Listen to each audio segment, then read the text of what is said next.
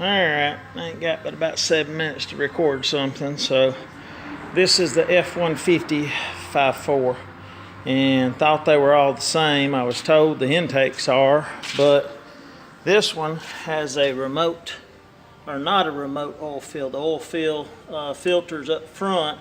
Mine is in the back, and there's not but 2 bolt holes. I don't know if there's any passages. I'm gonna have to look, but I'm gonna pull mine out. I fixed a spark plug in it, run it 3 or 4 days pretty hard, no problem.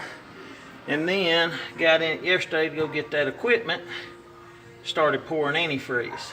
And it's not just from the thermostat housing, I don't think. The gaskets, me cleaning it and all, might have messed it up, but it was pouring out the right rear, or left rear bank back here. And they said that it usually runs and fills up the coil pack holes, but since I just did the spark plug on number 8 over here, this is what did they say, 5, 6, 7, and 8. Number 8, I put not lithium grease, but the dielectric grease in all the connectors and even around the boots. So the water or antifreeze wasn't going down in the boot, but it was running off the back of the intake and steaming. And I've got an oil leak down here and a couple other places where the gasket's starting to push out. And you know, it's only got 150,000 miles, but we're gonna pull it off. We're gonna pull it out. I'm gonna take the intake off tomorrow. Got most of the stuff unbolted underneath. I took this crossbar out and I laid my condenser to the side. I don't want to break my air conditioner loose, have to recharge it. That saved me at least $100 or however much cans of stuff cost. And the new cans have a new fill system. You got to buy a whole new gauge set and all that, and I ain't going through all that mess. I got to unhook that.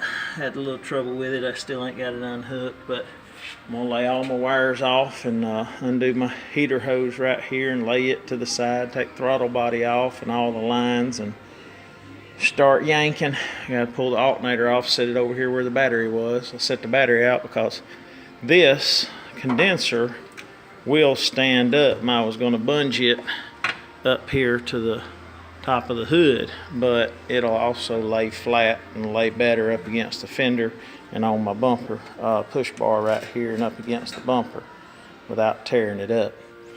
And I was a little disappointed. This is a heavy duty towing package option, and the radiator is only 1 flue thick. It is not, let me get the phone down here where you see, you can't see that guard, but that sucker right over here, see, right there, that sucker's got a 1-inch flue, and that's it, just 1 cord all the way across. And I was a little disappointed, but I got everything going in the back of the truck and took the tires and wheels off because I'd rather work on it with it low like this, because I didn't want to climb all the way up and down in it. So this is how you lower 4-wheel drive to work on a truck.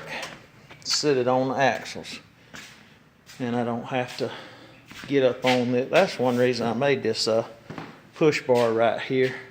Get my foot on it and the bumper right there and stand, kneel over on the grill and work on it, but didn't want to do that. With it sitting on the ground, it's a lot easier. I was going to pull my power steering off, but I think I'm going to break this line loose right here, and the return line that goes up here to the jug, take it off up here and zip tie it to the motor and leave the pump on it. I've already got the exhaust Y pipe off. I'm going to leave the muffler exhaust manifolds on. I took the starter off because you got to take starter off when you pull the transmission. I'm going to try to leave transmission in it. I'm going to call and look at my warranty and see how far it's been, because if it's under 3 years and 36,000 miles, I'm going to tell them I need another one. That's a TranStar rebuilt. It's the second one that I had. The first one, the synchronizer. They just flipping synchronizers around, and first and reverse is the same synchronizer, and second and third's the same. Well, from second to third is not as bad as from third to fourth, and they flip it around so it's not as bad, and you get a few miles out of it, and then they start tearing up. And they rebuild them and charge you, $3,000 for the warranty, $1,800, $1,900, and I've got another one sitting right here, paid $1,200 for from the junkyard, and it ain't no dang gum better. Sucker wasn't worth the crap when we got it. My old man bought it, and I had to buy it from him, and synchronizers from first to second was messed up, or real bad messed up. Well, they took it and took about 3 months and flipped it around, and then you ain't got no damn synchronized reverse. You got to rock a truck like an old T18. So T18, I've got 4 or 5 of them. I ain't ever had a lick of trouble out of them. Now I'm gonna do some research. A boy said that he put a 460 with a 4-speed and it hooked right up. But I'm gonna get a 460 with a fuel injection, hopefully. I gotta do some research. But for the meantime, we're gonna yank this out. I'll do a follow-up video tomorrow. Appreciate it. And got any questions, shoot me. I'll try to answer. Y'all have a good day. Appreciate it.